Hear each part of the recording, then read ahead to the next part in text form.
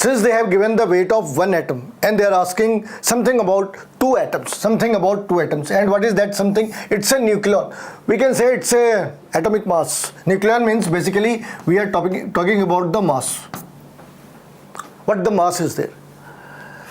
So in this case, the weight of mass of one atom is 3.32 into 10 raised to power minus 23.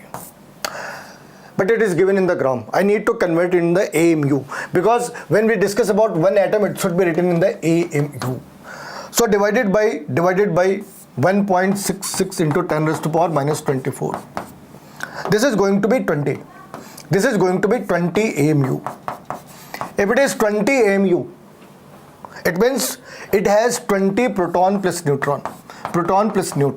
It may be, of course, it is going to be the most feasible classification is 10 plus 10.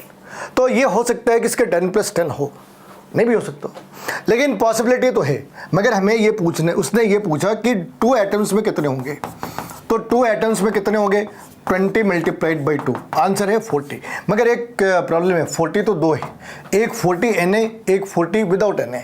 तो क्या करें अब इस वाले case में, हमने कौन सा आंसर सेलेक्ट करना है, Na के साथ या बिना Na के? आंसर है, अगर हम एक एटम की बात कर रहे तो हमें बिना Na वाले को सॉल्व करना है, क्योंकि Na का मतलब है it's a family of 6.023 into 10 raised to power 23।